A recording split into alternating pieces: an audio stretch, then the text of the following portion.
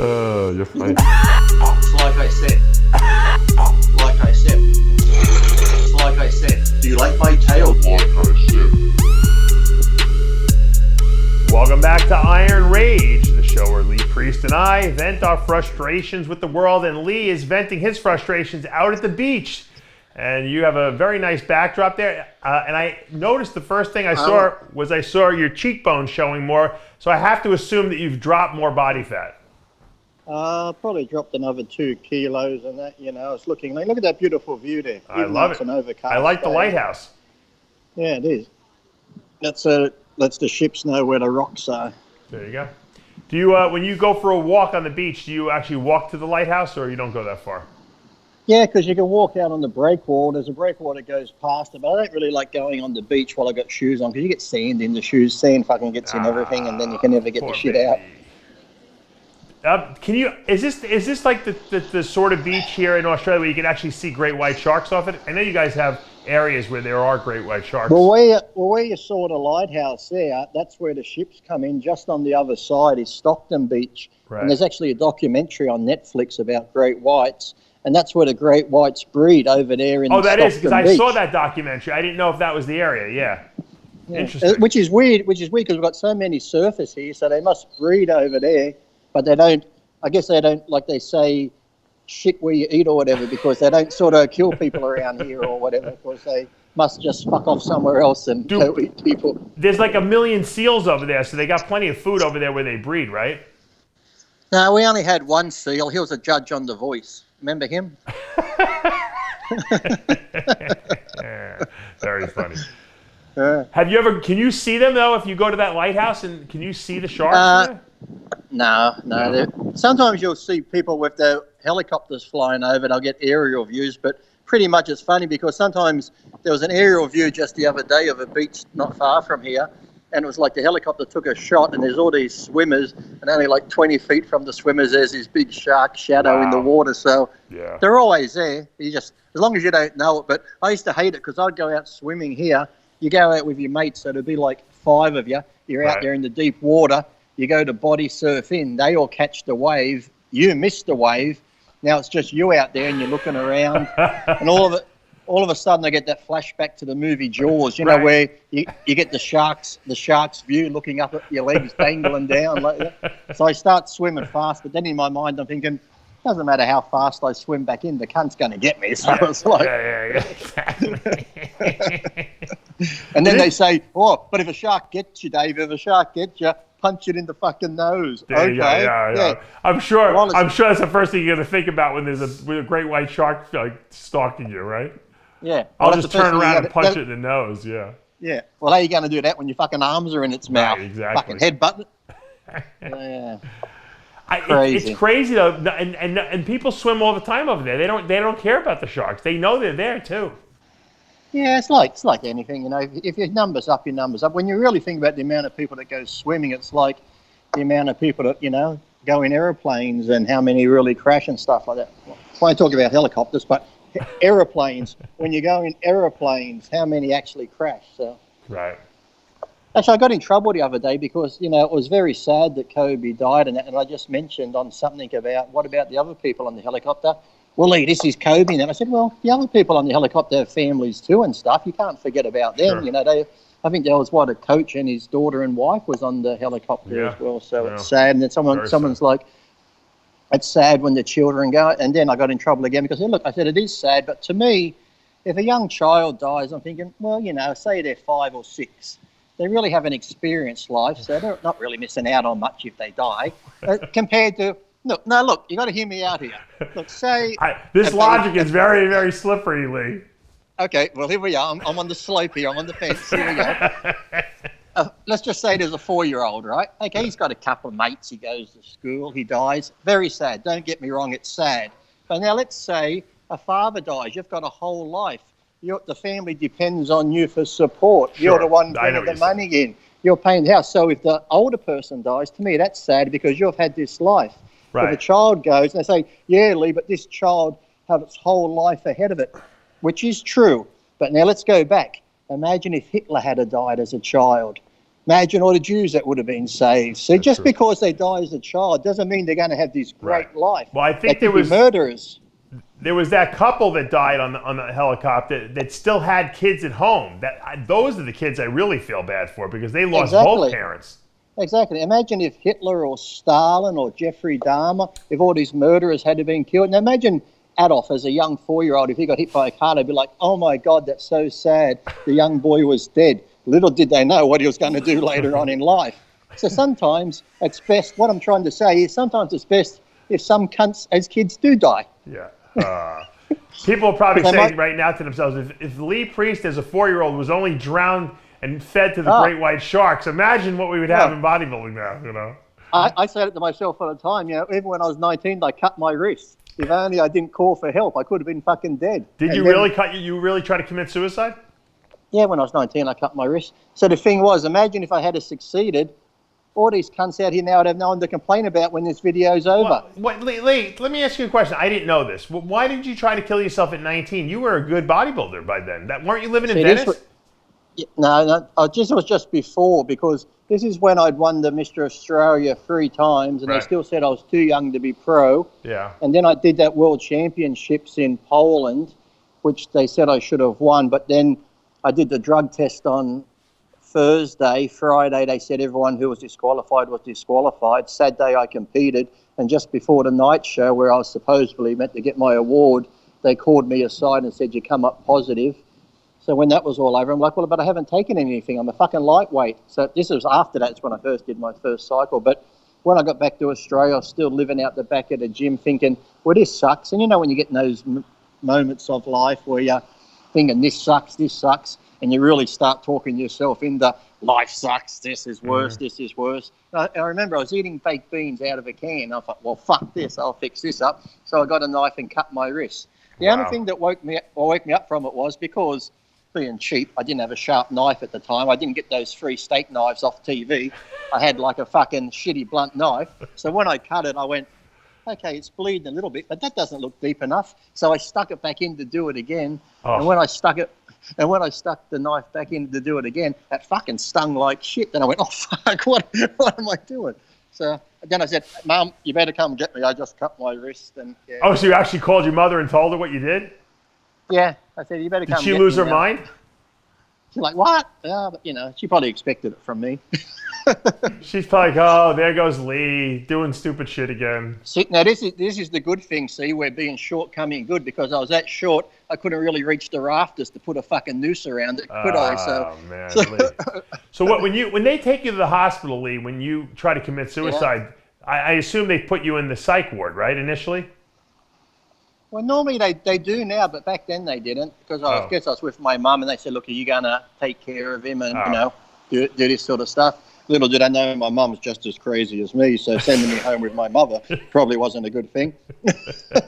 So what did they do? Did they have to stitch you up or no? Yeah, just a little bit. But I said the cut was about that long, but it was only deep in one section, because that's when I went back in for the second go and it stung, and then I went, and snapped out of it. Just imagine, Dave, if I had died at 19, or the people that couldn't complain about me now.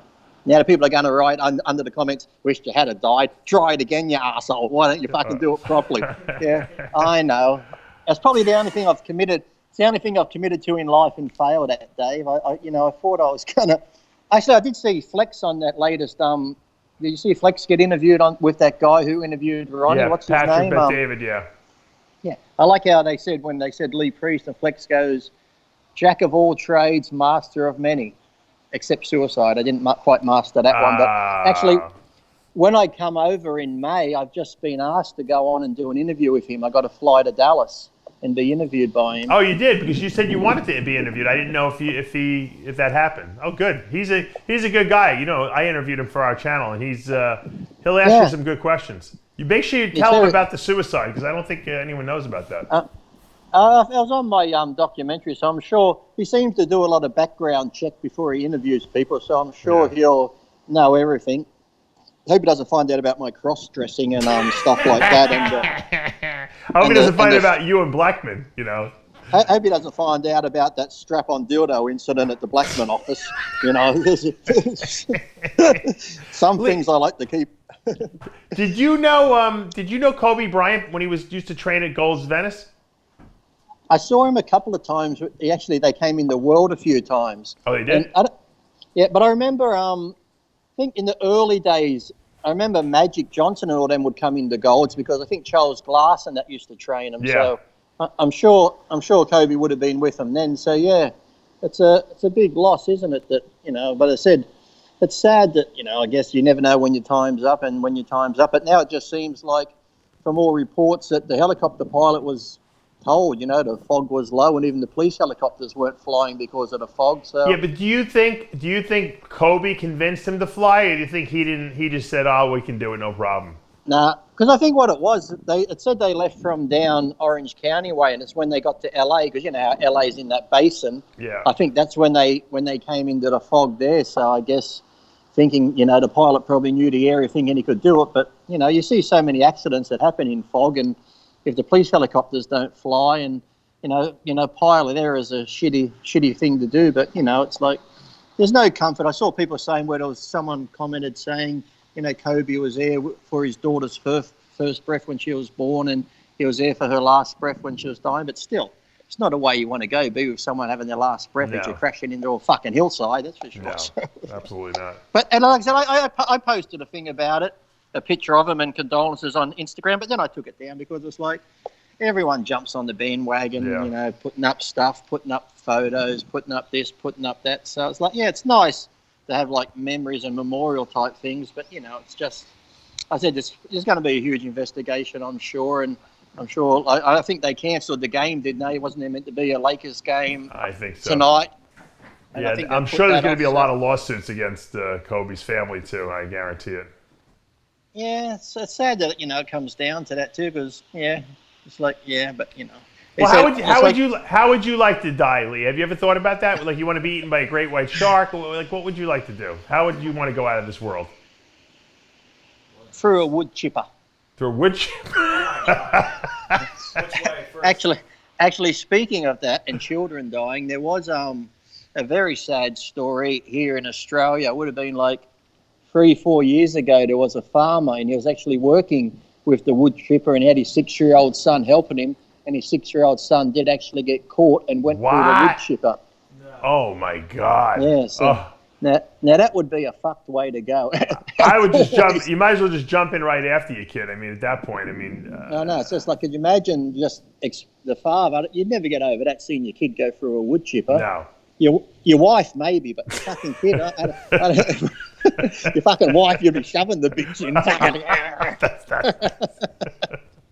No, but I think the best way to go would be in your sleep. But then it's hard to say, because if you go in your sleep, you don't get to say goodbye to people. So I think as bad as a terminal illness is, I think if say like you had 6 months, you could do so much. You'll either get in what you wanted to do. Yeah. I'd have a big party, tell everyone to fuck off, hate your guts anyway, you're a prick, fuck you. You could just get everything said and done, say your goodbyes, and then I think that would be, knowing when you're going to go sometimes would be good, but going in your sleep, and then it's like, because say like a tragic accident, the thing I hate about going is, it's not that I'd miss people, it's if like, say I died today.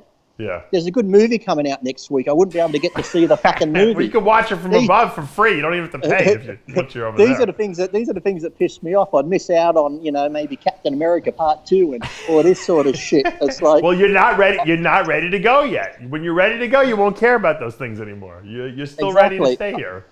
You got more to do. As crazy and as fucked up as I am, if there is a God, he has a bigger plan. It's like people say, it's true too. You have noticed too, a lot of the great people go, like, someone like Kobe, who was, apart from being a sports star, he was doing so much for the kids and that, and schools and underprivileged people. Right. And it's amazing that you see these people who are actually nice. And there goes the police again. They drove past before and said, "Good morning" to me. "Good morning, Lee." "Good morning, police." Funny how the police know me, isn't it? "Hey, come on, just be nice." And then, so it's like, as I was saying, all the good people seem to go. Then you'll know people who are the biggest fucking assholes, who fucking con people out of money, treat people like shit, and live to their fucking 90s and fucking God knows how long. It's like, Maybe hell is on earth. Maybe the good people get to go back up to heaven, and we have to suffer down here with the rest of the that's what I've always said. I got a religious friend, and I said that to him. I said, do you ever think, because they say heaven's this beautiful place, you see your loved ones, there's this, there's that, there's probably some loved ones you don't want to fucking see when you get there. You're like, oh, fuck, you're here again. What a cunt, how'd you get in? So it's like, when you finally get to heaven, if it is so beautiful, if you're comparing that to Earth is probably pretty much hell, isn't it? All the shit that goes on down here, the arseholes pay your taxes, the wars, the famines. Now we've got this fucking virus coming from China because fuck knows why the fucking Chinese. I find it amusing that Australia doesn't let anything in and out of the country. They no fruit, no nothing. You can't import, export animals. That virus will wind up decimating the country because what you do let in is you let people in, and that's who's spreading the stupid virus. Well, I think we've got 5 or 6 cases now, and I had this argument before because when I was leaving America, I wanted to bring my dog with me. Ended up giving it to a good friend that had a farm in Montana, but to bring my dog, you had to get all the rabies shots, the vaccination shots. But which is fine. I understand all that, but then when you get to Australia, you got to put your dog in quarantine. Sure. I live in Newcastle. I have to put the dog in quarantine in Sydney for 6 months. That's crazy. For 6 months in quarantine was going to cost me $7,500. and it's like you said, if I've got all these papers showing the blood work, it's got no disease, hasn't got anything. Why do I got to put it in quarantine for that long? When, as you said, people come in every day bringing fucking God knows what. But then I wonder, how do these people? It must be because they got money.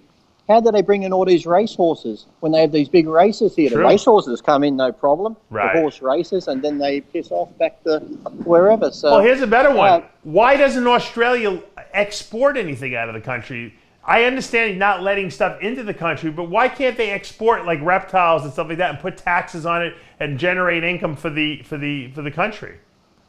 I don't know, because people love them, because I know reptiles and some of those cockatoos on the black market. Yeah, they're huge money. Oh, I think some of them sell for like $12,000 just for one bird and stuff like that. So people are trying.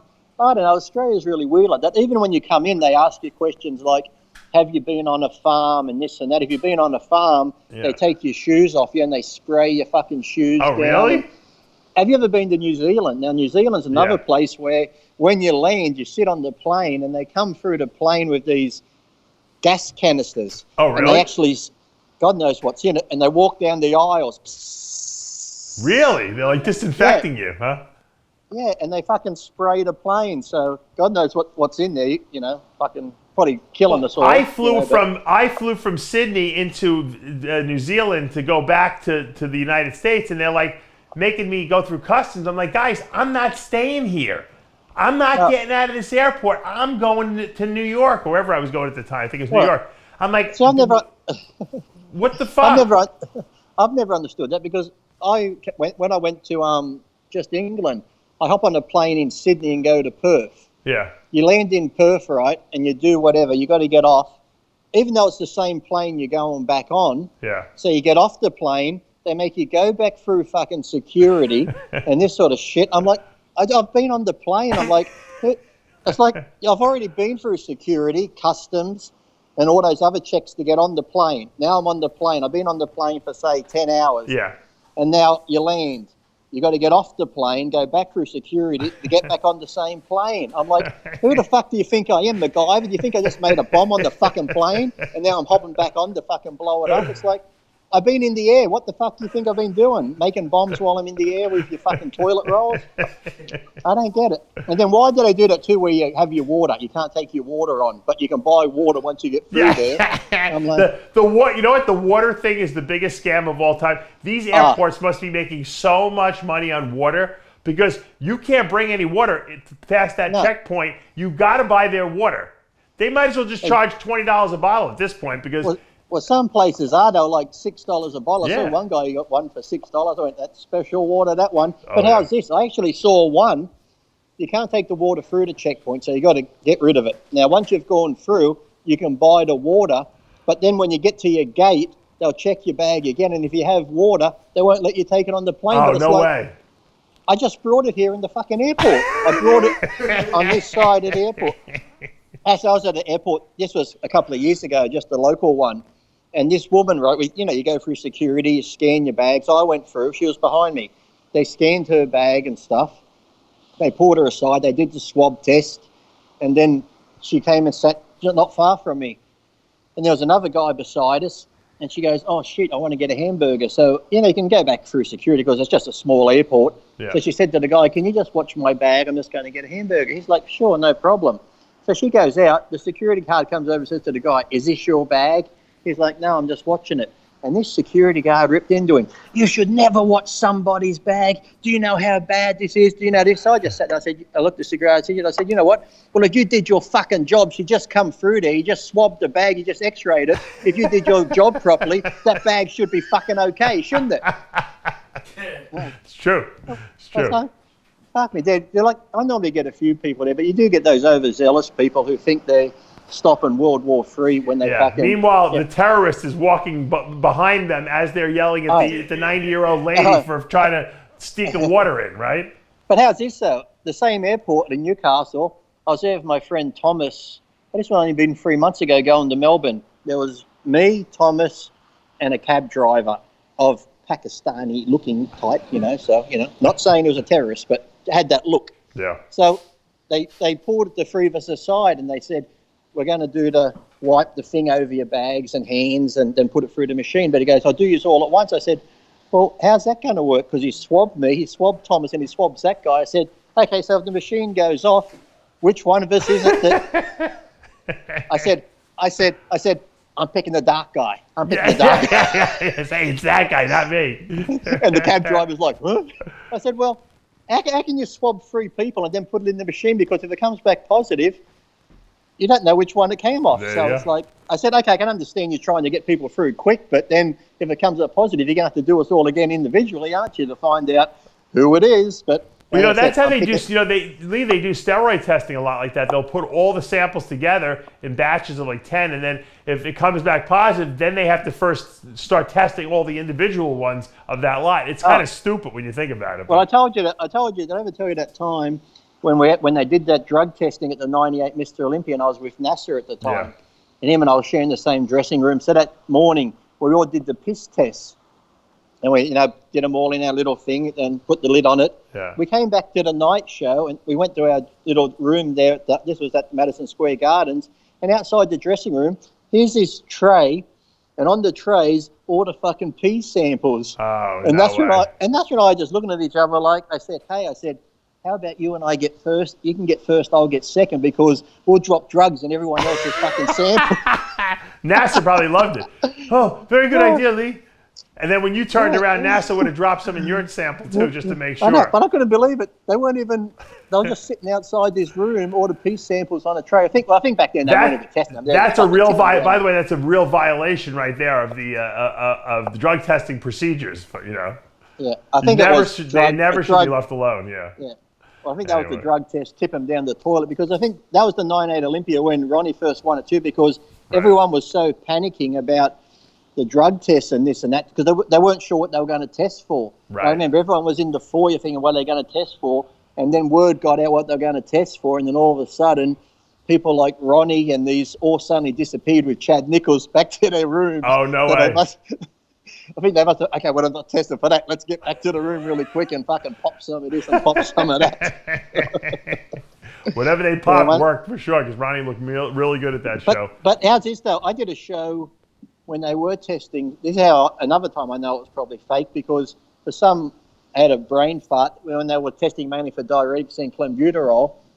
I was getting ready for one of the shows, and I was taking clenbuterol. I took it up to the day of the show, and I thought, oh, fuck, they're testing for it. So I did the fucking piss test, and that I didn't fucking get caught. So they either didn't test or someone sold me fucking fake clenbuterols. Yeah. Or it was probably more likely they never tested the samples. It was a deterrent, like they were trying to scare people.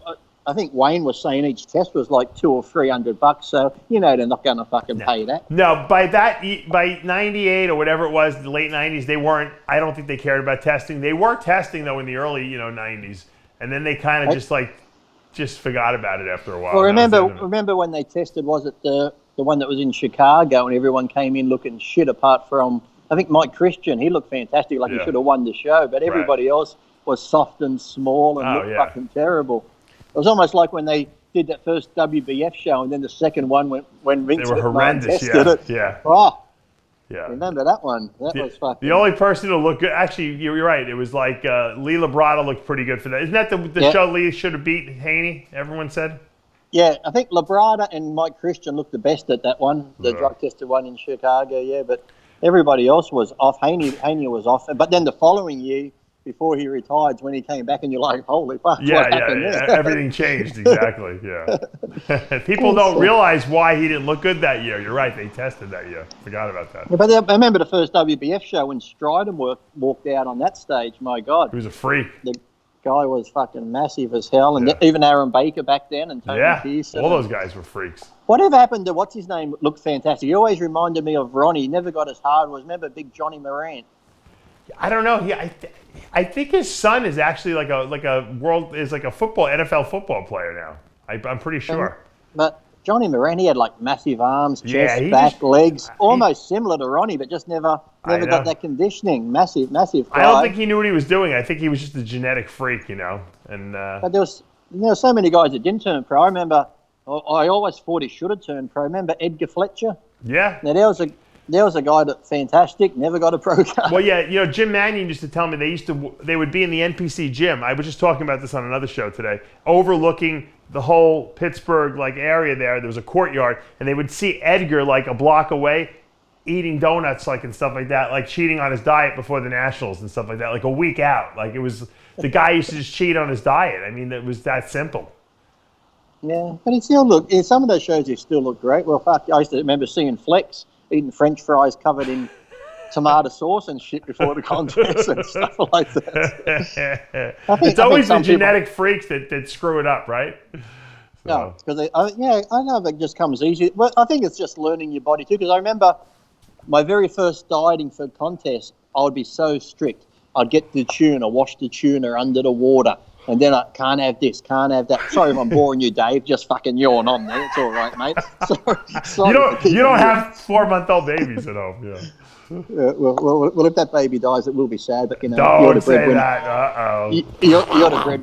You're the breadwinner. Okay, just I'm going to feed you Lee Priest sleeps with the fishes. That's what they're going to be the sign. As nice as it is, stay away from helicopters, Dave. Yeah. As I was saying, there's dieting when the beginning was egg whites, wash the tuna. Yeah. You'd eat so clean, but then next time you'd be like, well, maybe I can add a little bit of this or a little bit of that. So every time you'd get like a little bit, you'd learn what you could do a little bit better and a little bit better. I'm just walking because look at this on the ground. Look what I found. $5 blowing in the wind. You're rich. Lee's going to buy himself a ice cream sundae now. Fuck, I just been paid for doing the RX show. $5. There you go. That's right. You got your payment for the day. Thanks for sending that, Dave. You're very welcome. But so every time you some old lady's gonna come and say, "Give me back my money! You stole my money!" That's for bread and milk, you cunt. Now I can't eat. There you go. Yeah, cunts, give me my money back. hey, that's more than black men ever paid us. Look at that. I hear he's willing to take $5 for MD. Would you give up that $5 bill? Yeah, look at this. I'll show you a trick. See your head's this way. Look, I'm going to show you something. Look, I'm going to fold it. Why do you guys still like have the Queen's money on there? I know this trick. Look, I'm going to fold it. Look, her head. Look, there. Yeah. I haven't done it. I'm going to fold it this way. Right. And this way. And now I'm going to open it. I don't think you did it right. I don't think you did it right. No, it's I'll show you how to make it disappear in my pocket. Look at that. And I'm going to make Lee Priest disappear right now because we're at the end of another episode of Iron Rage. Lee, enjoy your walk. Enjoy your cardio. We'll see you next week. Thank you.